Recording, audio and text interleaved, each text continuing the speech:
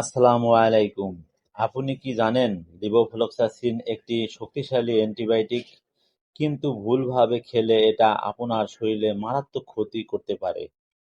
আজকের ভিডিওতে আমি আপনাদের জানাবো লিভোফ্লক্সাসিন কখন খাবেন, কখন খাবেন না, কোন রোগে ব্যবহার করা হয়, ডোজ কতটুকু, কতদিন, কোন পার্শ্ব প্রতিক্রিয়াগুলো বিপজ্জনক, এবং ডাক্তার যা বলেন না একজন ফার্মাসিস্ট হিসেবে আমি সেটাই বলবো আজ।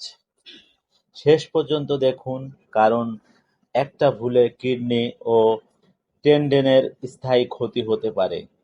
তাহলে চলুন বন্ধুরা, শুরু করা যাক আজকের অ্যান্টিবায়োটিক সিরিজ পর্ব ৫, লিভোফ্লক্সাসিন ৫০০ mg ওষুধ। লিভোফ্লক্সাসিন কি? লিভোফ্লক্সাসিন হলো একটি ব্রড স্পেকট্রাম অ্যান্টিবায়োটিক যা ফ্লুরোকুইনোলোন গ্রুপের অন্তর্গত। বাংলাদেশে এটি বিভিন্ন ব্র্যান্ড নামে পাওয়া যায়, যেমন লিভক্স, লিভোসিন, টিরিবক্স, লিভোক্সিন ইত্যাদি। সাধারণত ৫০০ mg ট্যাবলেট হিসেবে বেশি ব্যবহৃত হয়। এছাড়াও ২৫০ mg এবং ৭৫০ mg ফর্মুলেশন আছে। আইভি ইনজেকশন ফর্মও পাওয়া যায়। কিভাবে কাজ করে? এখন আসি মূল প্রশ্নে। লিভোফ্লক্সাসিন আসলে ব্যাকটেরিয়াকে কিভাবে মারে? ব্যাকটেরিয়া বেঁচে থাকার জন্য তার ডিএনএ কে ক্রমাগত নিজেকে দ্বিগুণ করতে হয়। এই কাজে সাহায্য করে দুইটি এনজাইম। প্রথমত ডিএনএ জাইরিস টপআইসোমেরিস, এটি ডিএনএ এর পেঁচানো সুতাকে খুলে দেয় যাতে কপি করা যায়। দ্বিতীয়ত টপআইসোমেরিস, এটি বিভাজনের পর দুটি ডিএনএ অণুকে আলাদা করে। লিভোফ্লক্সাসিন এই দুটি এনজাইমকে বাধা দেয়, ফলে ব্যাকটেরিয়া তার ডিএনএ রেপ্লিকেট করতে পারে না। ডিএনএ ভাঙতে শুরু করে এবং ব্যাকটেরিয়া মারা যায়। এটি ব্যাকটেরিয়াসিডল, অর্থাৎ এটি ব্যাকটেরিয়াকে শুধু দুর্বল করে না, সরাসরি মেরে ফেলে। এটি গ্রাম পজিটিভ এবং গ্রাম নেগেটিভ উভয় ধরনের ব্যাকটেরিয়ার বিরুদ্ধে কার্যকর। এছাড়াও এটিপিক্যাল অরিজিনিএসএমএস যেমন মাইক্রোপ্লাজমা, চলামিডিয়া, লেজিওনেলা বিরুদ্ধেও কাজ করে। কোন রোগে ব্যবহার করা হয়? লিভোফ্লক্সাসিন একটি ব্রড স্পেকট্রাম ঔষধ, তাই এটি অনেক ধরনের ইনফেকশনে ব্যবহার করা হয়। ১.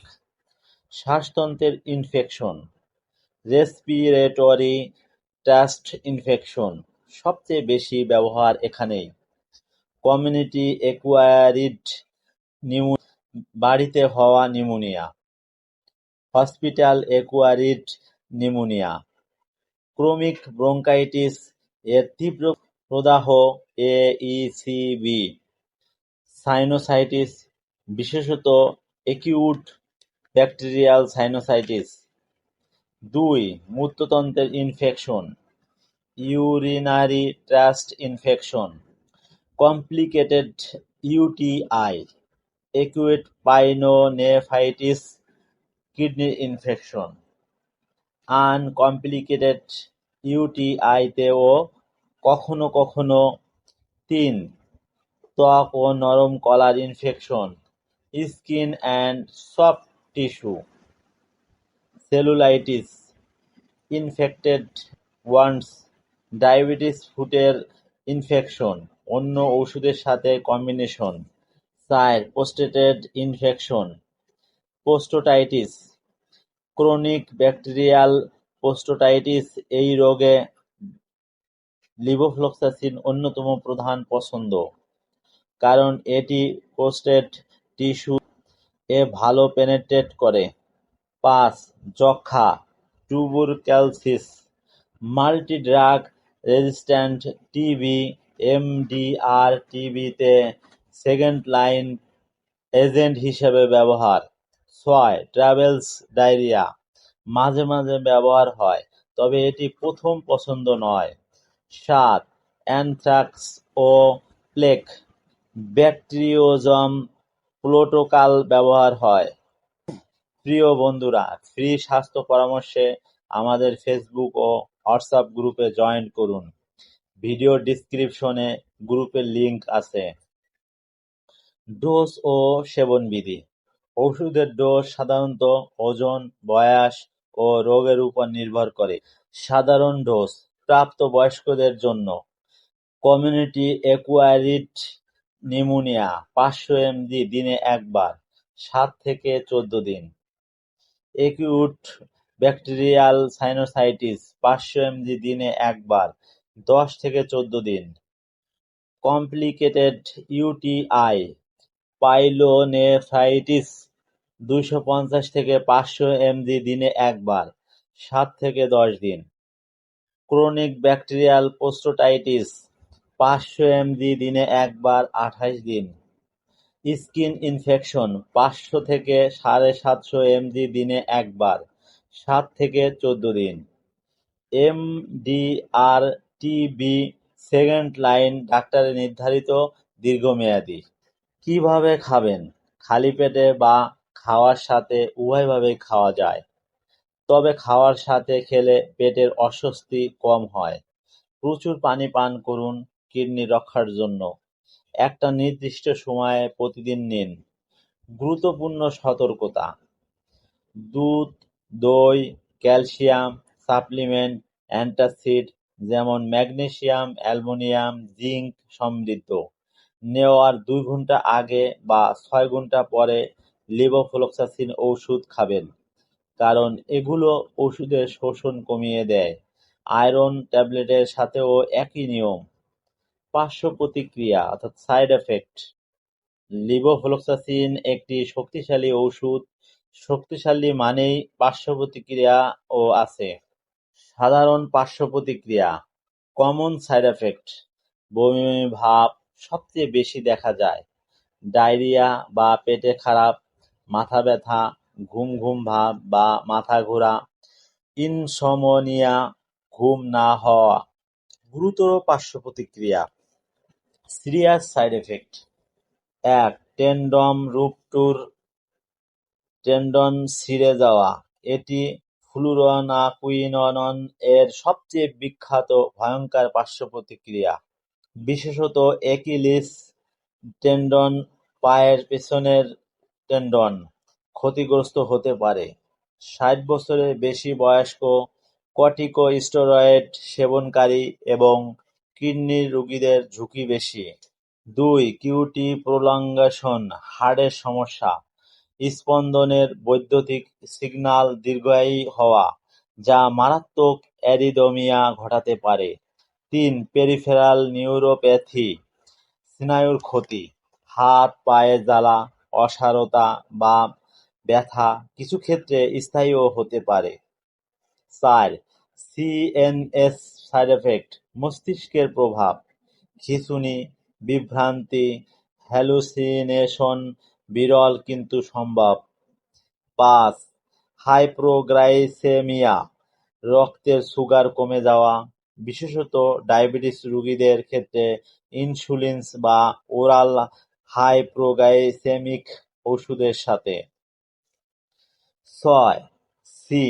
ডিফিক্যাল ডায়রিয়া, সিডিএডি। অ্যান্টিবায়োটিক সেবনের সময় বা পরে মারাত্মক ডায়রিয়া হলে অবশ্যই ডাক্তারকে জানাবেন। যদি হাত পায়ে অস্বাভাবিক ব্যথা অনুভব করেন, বুকে ধড়ফড় করে বা মানসিক পরিবর্তন দেখা দেয়, অবিলম্বে ওষুধ বন্ধ করে ডাক্তারকে জানান। কাদের দেওয়া যাবে না: ১. শিশু ও কিশোর ১৮ বছরের নিচে। ফ্লুরোকুইনোলোন গ্রুপের ওষুধ বাড়ন্ত হাড় ও কার্টিলেজের ক্ষতি করতে পারে, তাই সাধারণত ১৮ বছরের কম বয়সীদের দেওয়া হয় না। ২. গর্ভবতী নারী, প্রেগন্যান্সি। ভ্রূণের হাড় ও কার্টিলেজের বিকাশে ক্ষতিকর, একান্ত প্রয়োজন ডাক্তারের বিবেচনায়। ৩. স্তন্যদানকারী মা, বুকের দুধে মিশে শিশুর কাছে যেতে পারে। ৪. Fluoroquinolone allergy. আগে কোনো ফ্লুরোকুইনোলোন যেমন সিপ্রোফ্লক্সিন, অফলাসিন খেয়ে অ্যালার্জি হয়ে থাকলে সতর্কতার সাথে দিতে হবে। কিডনির সমস্যা, ডোজ কমাতে হবে। কিউটি প্রলঙ্গেশন বা হার্টের সমস্যা, মৃগী রোগী, বয়স্ক রোগী ৬০+, টেন্ডন সমস্যার ইতিহাস, ডায়াবেটিস রোগী। ড্রাগ ইন্টারঅ্যাকশন, অ্যান্টাসিড শোষণ কমিয়ে দেয়, আয়রন সাপ্লিমেন্ট শোষণ কমিয়ে দেয়, ওয়ারফারিন রক্ত পাতলাকারী, রক্তক্ষরণের ঝুঁকি বাড়ে, এনএসএআইডিএস আইবুপ্রোফেন ডাইক্লোফেনাক খিঁচুনির ঝুঁকি বাড়ে, অ্যান্টি-ডায়াবেটিস ড্রাগ হাইপোগ্লাইসেমিয়া বাড়তে পারে, অ্যামিওডারোন সোটালল কিউটি প্রলঙ্গেশন বাড়ে, কর্টিকোস্টেরয়েড টেন্ডন রুপটর এর ঝুঁকি বাড়ে। ডাক্তার বা ফার্মাসিস্টকে জানান আপনি কোন কোন ওষুধ সেবন করছেন। প্রিয় বন্ধুরা, আজকে আমরা জানলাম লিভোফ্লক্সাসিন কি, কিভাবে কাজ করে, কোন রোগে ব্যবহার করা হয়, ডোজ ও সেবন বিধি, কিভাবে খাবেন, গুরুত্বপূর্ণ সতর্কতা, বিপজ্জনক পার্শ্ব প্রতিক্রিয়া, কাদের দেওয়া যাবে না, কারা সতর্কতার সাথে ব্যবহার করবেন, ড্রাগ ইন্টারঅ্যাকশন সম্পর্কে বিস্তারিত আলোচনা। মনে রাখবেন, এই ভিডিওটি শুধুমাত্র শিক্ষামূলক উদ্দেশ্যে তৈরি। কোনো ওষুধ সেবনের আগে অবশ্যই একজন রেজিস্টার্ড চিকিৎসকের পরামর্শ নিন। ভিডিওটি যদি উপকারী মনে হয় লাইক ও সাবস্ক্রাইব করুন, বন্ধুদের সাথে শেয়ার করুন। কোনো প্রশ্ন থাকলে কমেন্ট করুন, আমি উত্তর দেওয়ার চেষ্টা করব। ধন্যবাদ সবাইকে, সুস্থ থাকুন।